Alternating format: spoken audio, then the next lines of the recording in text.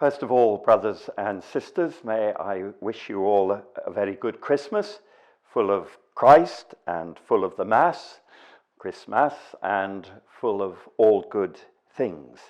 I'd like to tell a story.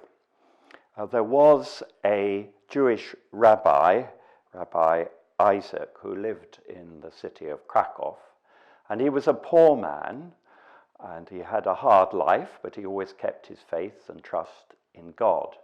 But one night he had a dream, and the dream was that under a bridge in Prague there was a treasure.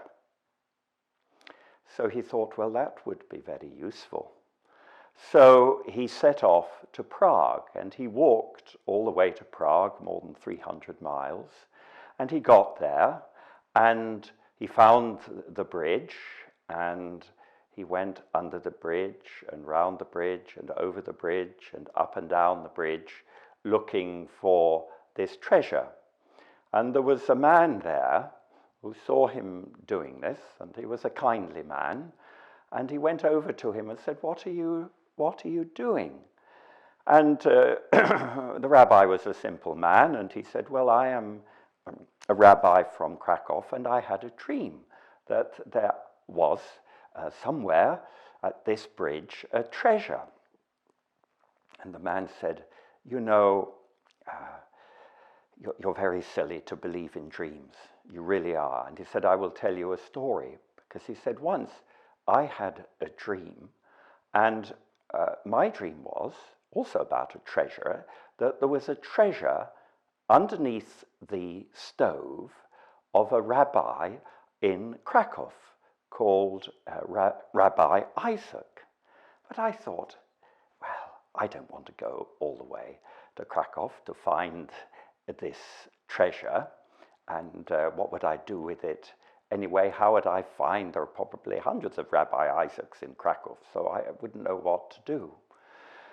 So the rabbi walked all the way back home, and he looked under his stove, and lo and behold, there was the treasure, all the time in his own house. Well, of course, we get the message that the treasure under the stove, the treasure in the home.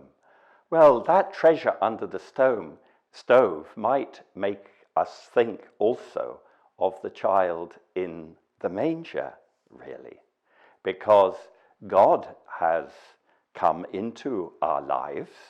God has become one of us, Emmanuel. God has come into our homes and into our hearts, and this is the place where we find the treasure, where we find a rich life, a full life, and a good life, which is what every human being is looking for. The theologians, it's rather a grandiloquent phrase, but they speak about Jesus as the sacrament of our encounter with God.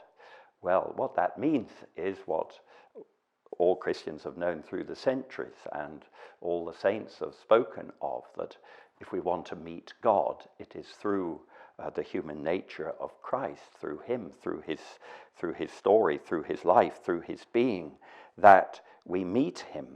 But what Jesus has done is, because he is the sacrament, he has made our ordinary life at the sacrament of meeting him. And this is a very wonderful thing. Now, the famous French philosopher Blaise Pascal said once, I'm quoting a little freely, but all the troubles in the world come from the fact that people are not happy to stay at home. And if you go into a city centre over Christmas time, you'll see what he means. We're not happy to stay at home. We're not happy with the treasure under the stove or the child in the manger. And so it's there in our ordinary life that God is waiting for us, in the people that we live with, in the children, even in the animals that there may be in our lives, in the things we use, in the computers and the cars or whatever it may be. in our relationships, in our daily rituals, in all we have to do, in our eating and our sleeping. God is that close. And if we want, as I say, a life that has a meaning and a substance to it, something real to it, it's through that connection that this will come. We're familiar with the Christmas story, and it's an extraordinary mixture, that story, of normal things and, as it were, supernormal things, natural things and supernatural things, ordinary things and extraordinary things. It's an extraordinary mixture of the human and the divine. So we have a girl becoming pregnant, but it's by the power of the Holy Spirit. We have a mother giving birth, but remaining a virgin. We have shepherds doing their job in the fields, but hearing the song of angels.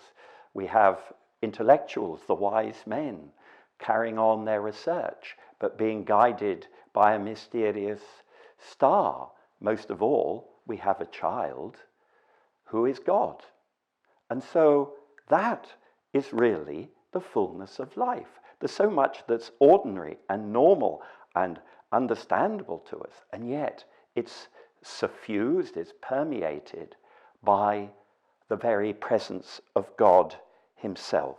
That's the full life. This is what Christ introduces us into. The shepherds went back to their shepherding. Mary brought up the child. Joseph worked as a carpenter, but their lives were full of God.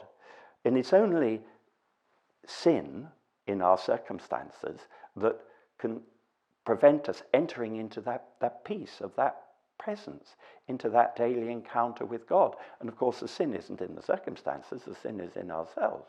And if we can keep that aside, then there is nothing to prevent us having this beautiful encounter with God and a life that is connected to reality, that's a completely human life, and yet full of this mysterious presence of God, the beginnings of a divine life in us. Jesus, God and man, and our own life, a human life shot through, enlightened, illumined by the divine. So let's take Pascal's advice, not necessarily literally, but let's stay at home, because there's the treasure under the stove. There it is. And then you may wonder, what did the rabbi do with his treasure? Well, he was a good man, and he built a house of prayer for his fellow Jews. And so, may the grace of this Christmas be that our own houses become houses of prayer, that is, places where we together meet God. A Merry Christmas to you all.